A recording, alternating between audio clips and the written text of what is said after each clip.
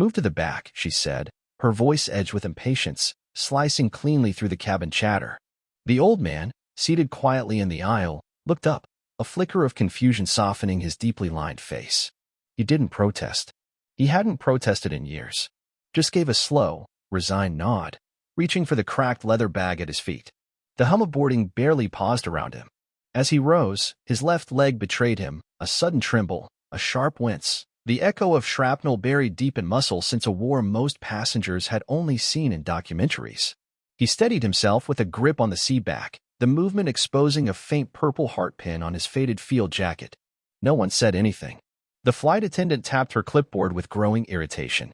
Passengers stared blankly at their phones, pretending not to notice the struggle, pretending not to see the quiet dignity wrapped in discomfort and age.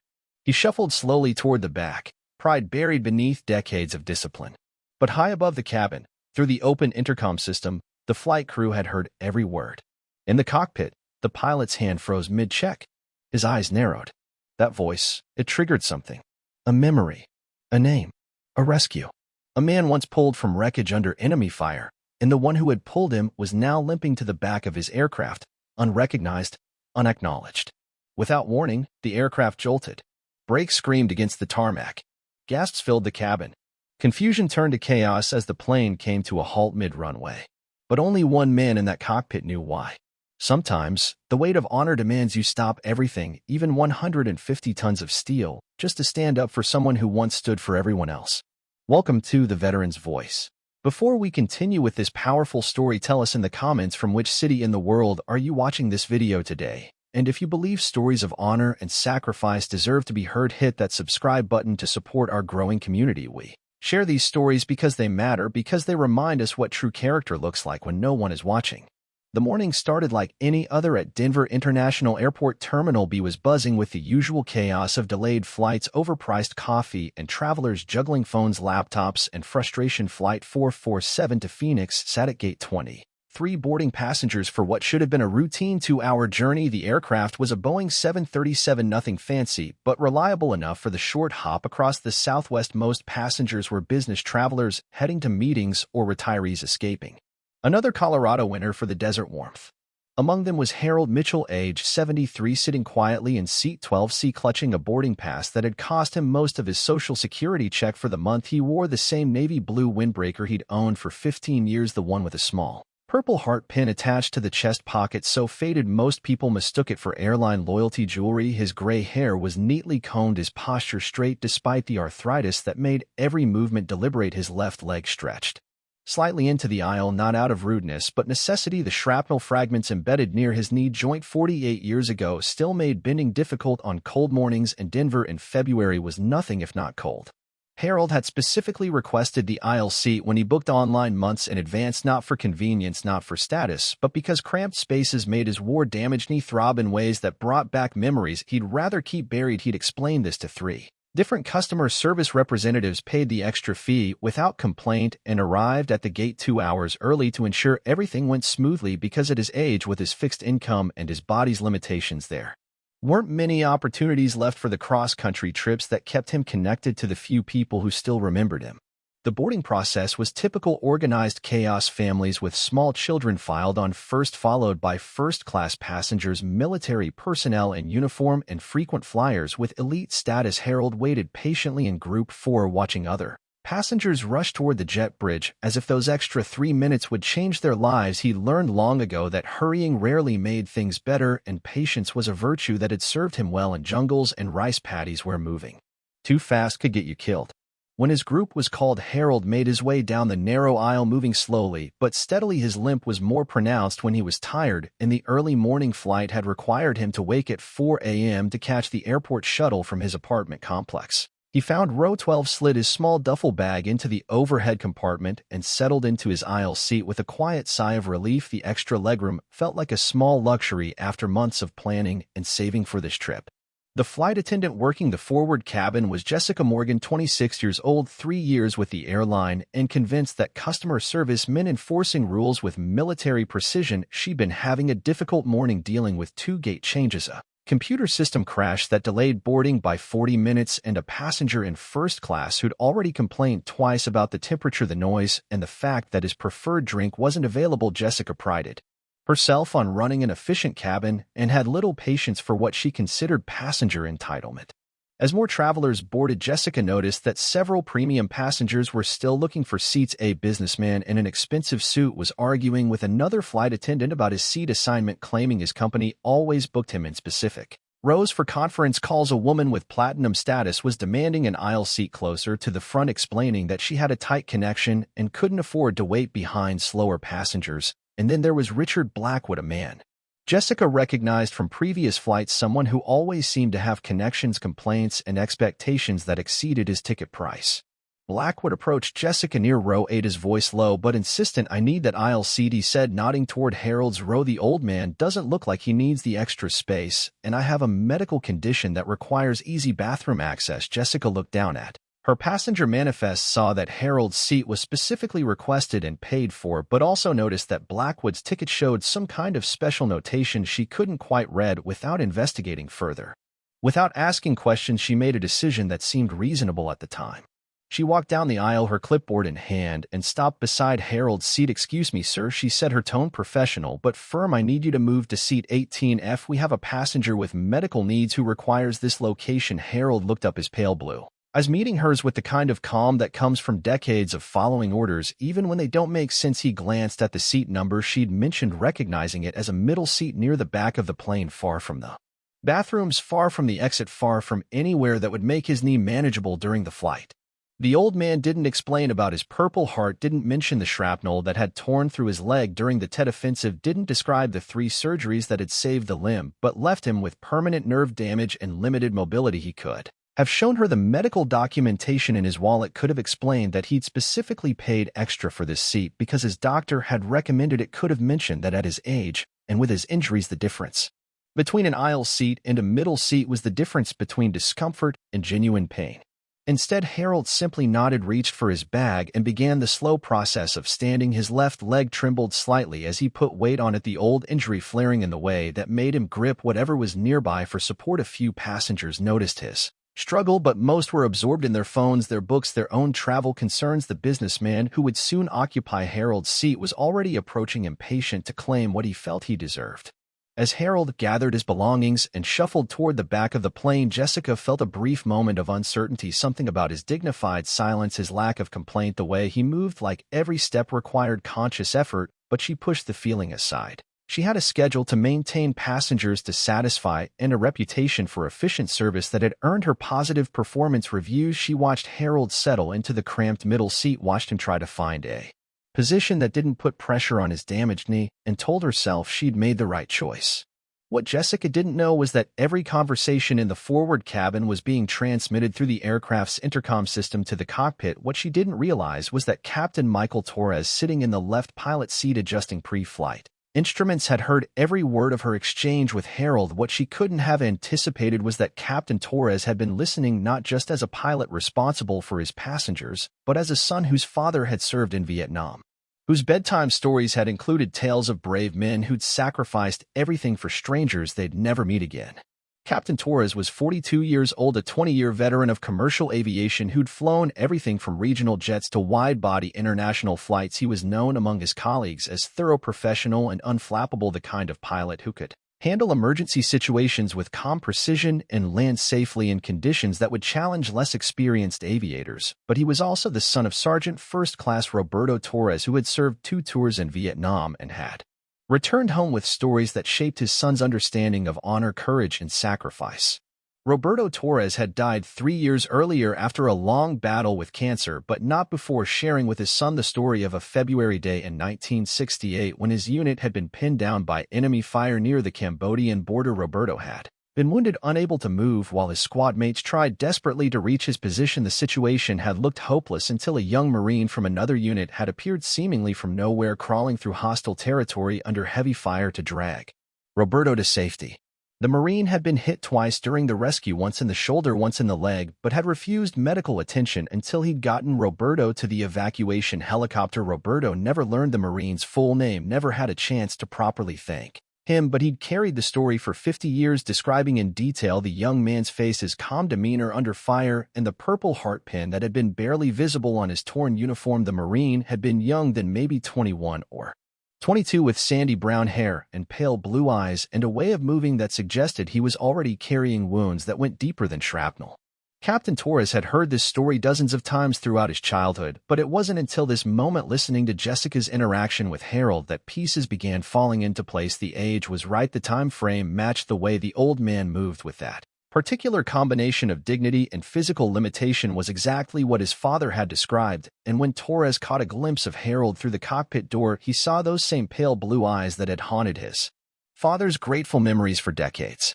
The engines were already spinning up for pushback when Captain Torres made his decision. He reached for the engine controls and shut down both turbines. The sudden silence was immediate and startling. Passengers looked up from their devices. Flight attendants paused in their safety demonstrations, and First Officer Jennifer Walsh turned to her captain with confusion and concern. "Engine problem," Torres said quietly, but his voice carried an intensity that made Walsh pay attention. "We need to return to the gate." He was already reaching for the radio to contact ground control, his hands moving with practiced efficiency, but his mind racing with the implications of what he was about to do.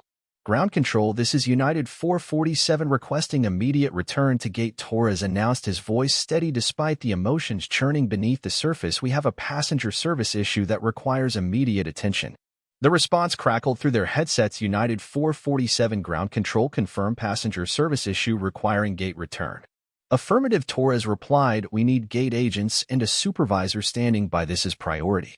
In the cabin, passengers began to murmur. Some checked their watches, others started making phone calls to explain potential delays. Jessica and the other flight attendants exchanged confused glances, unsure what kind of passenger service issue would require returning to the gate after engines had already started. Most assumed someone had become ill or there had been a security concern.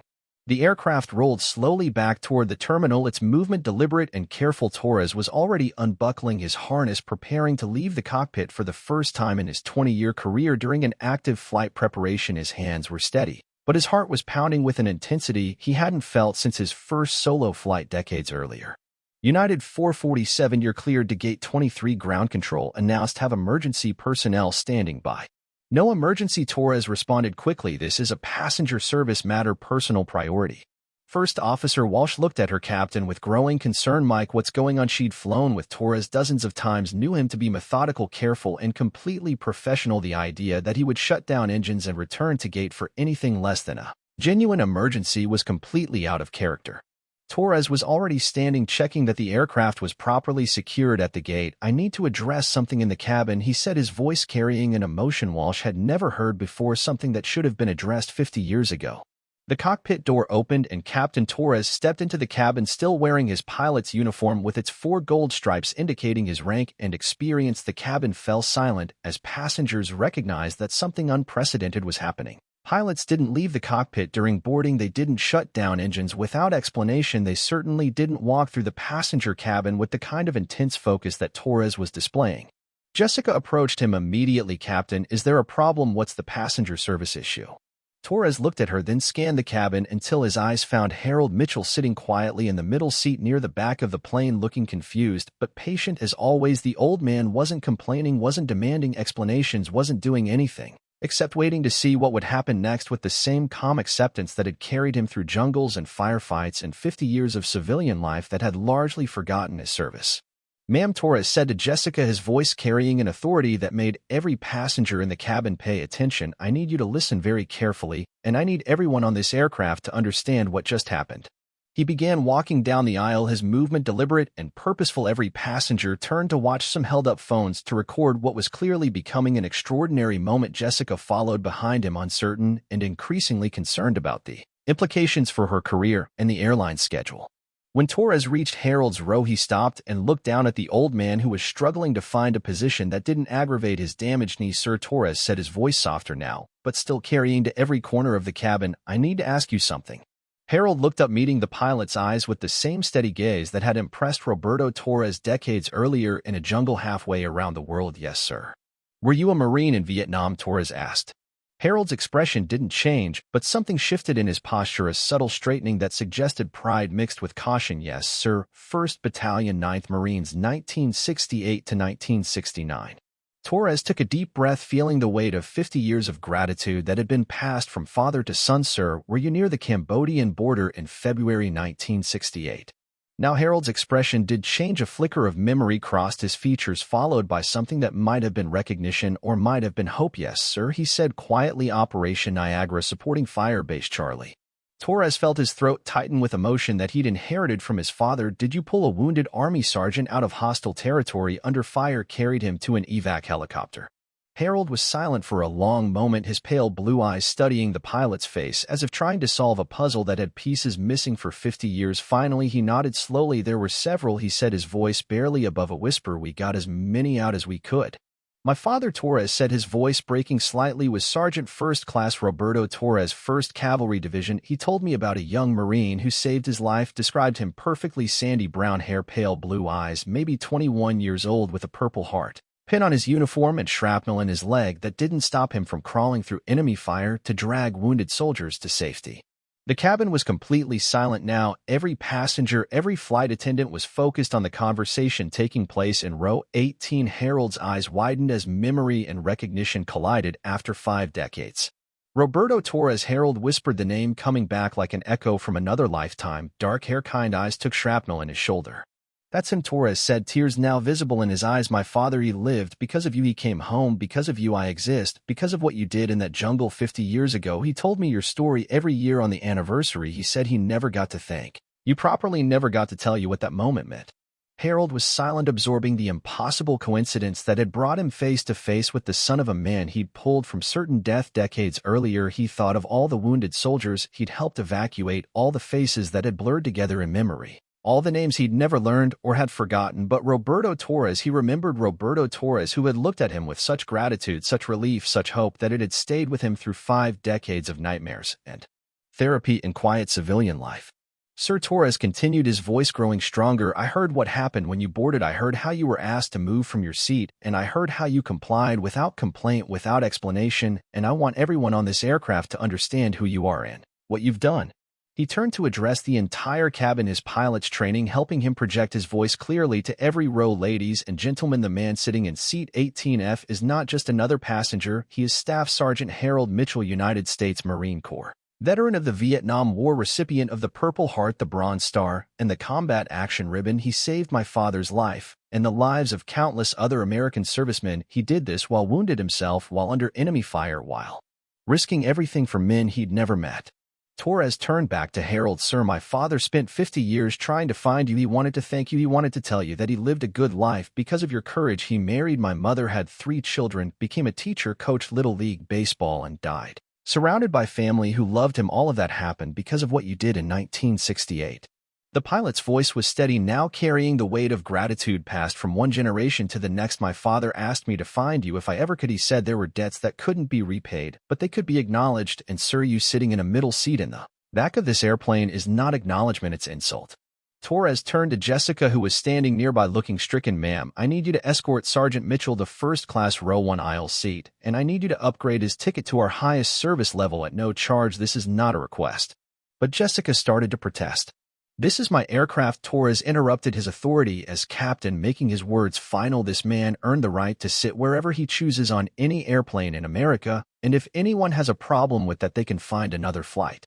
He looked around the cabin, addressing passengers who were now recording the moment on their phones. Ladies and gentlemen, we're going to be delayed approximately 15 minutes while we make some seating adjustments. Anyone who objects to honoring a war hero can deplane now and take the next flight. No one moved. Instead, passengers began to applaud, slowly at first, then building to sustained ovation. Harold sat motionless, overwhelmed by the attention and the memories flooding back after decades of quiet civilian life, decades of being overlooked and underestimated. He was suddenly the center of an outpouring of respect and gratitude. Sir, Torres said, extending his hand to help Harold stand. Would you allow me to escort you to your proper seat? Harold took the offered hand, using it to pull himself upright. His damaged knee protested, but he ignored the pain, focusing instead on the surreal experience of being recognized and honored by the son of a man he'd saved so long ago that it felt like another lifetime. As they walked toward the front of the aircraft, passengers continued applauding. Some stood in the aisles, others reached out to shake Harold's hand or pat his shoulder. The businessman who had taken Harold's original seat was already gathering his belongings, preparing to move. Without being asked, his earlier sense of entitlement replaced by shame and respect. Jessica helped Harold settle into seat 1A, the best seat on the aircraft with unlimited legroom, easy bathroom access, and priority service. She was fighting back tears as she adjusted his seatbelt and offered him a pillow for his damaged knee. "I'm sorry," she said. Quietly, "I should have asked, I should have listened." Harold looked at her with kindness that surprised everyone within earshot. "Young lady, you were doing your job. You couldn't have known." "But Torres wasn't finished, sir," he said to Harold. "Before I return to the cockpit, I have something for you." He reached into his uniform pocket and pulled out a small object that gleamed gold in the cabin lighting. It was a pair of pilot's wings, the kind given to flight crew members, but these were special. These had belonged to Roberto Torres, who had earned his own pilot's license after returning from Vietnam and had flown small aircraft as a hobby for 30 years. "My father wanted you to have these," Torres said, pressing the wings into Harold's palm. "He said if he ever found the Marine who saved his life, he wanted to give him something that represented freedom, the freedom to fly, to go anywhere, to never be trapped or pinned down again." Harold held the wings, feeling their weight and understanding their significance. "Thank you," he said simply, "but tell me about your father. Did he have a good life?" Torres smiled, the first genuine smile he displayed since shutting down the engines. "He had the best life, sir. He talked about you often. Always wondered what happened to the young Marine who appeared out of nowhere, saved his life, and disappeared back into the war. He would have been so proud to know you made it home too." The conversation was interrupted by applause from passengers who had been listening to every word. Some were recording, others were simply absorbed in witnessing something extraordinary. Harold looked around the cabin, seeing faces that reflected respect, admiration, and gratitude instead of the indifference or suspicion he'd grown accustomed to in civilian life. Captain Torres returned to the cockpit to complete his pre-flight preparations, but not before making one final announcement over the intercom. "Ladies and gentlemen, this is your captain today. We have the honor of flying with a genuine American hero staff. Sergeant Harold Mitchell saved my father's life in Vietnam and represents the very best of what our country has produced. Our flight time to Phoenix will be approximately 2 hours and 10 minutes, and Sergeant Mitchell will be receiving our finest service throughout the journey." As the engine spun up again and the aircraft pushed back from the gate, Harold settled into his first-class seat, feeling a mixture of emotions he hadn't experienced in decades. Pride, yes, but also relief that his service was finally being acknowledged. Connection to a community that had largely forgotten him. Gratitude that Roberto Torres had lived and thrived and passed on his story to his son. The flight to Phoenix was unlike any Harold had ever experienced. Flight attendants checked on him regularly, offering drinks, snacks, and conversation. Other passengers approached during the flight to shake his hand, thank him for his service, and share their own stories of military family members. Jessica made a point of apologizing again and asking about his experiences in Vietnam with genuine interest and respect. When they landed in Phoenix, Harold was met at the gate by airline personnel who helped him with his luggage, arranged ground transportation, and upgraded his return flight to Denver to first class as well. Torres waited for all passengers to deplane, then walked Harold to the terminal personally. "Sir," Torres said as they prepared to part ways, "my father would have wanted me to ask you something. He always wondered about the other Marines in your unit, the ones who didn't make it home. He said you carried that weight with you." Harold nodded slowly, understanding the question beneath the words. "We lost good men, young men who deserved to come home to their families, to their futures. I've carried their names for 50 years, wondered what they might have accomplished if they'd had the chance." "They carried you home too," Torres said quietly. "Every life you saved, every person you helped evacuate was them living through your actions." My father understood that. He said you Marines didn't just save individual soldiers, you saved families, futures, generations that wouldn't have existed otherwise.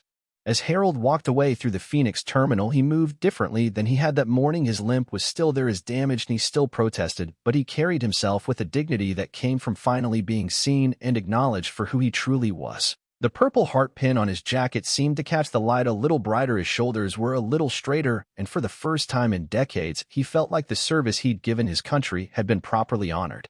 Sometimes heroes don't wear capes or carry swords. Sometimes they sit quietly in airplane seats carrying invisible wounds and memories too heavy for civilian life to comprehend. Sometimes they pay extra for aisle seats because old injuries make cramped spaces unbearable, and they comply without complaint when asked to move because a lifetime of following orders has taught them that their own comfort matters less than avoiding conflict.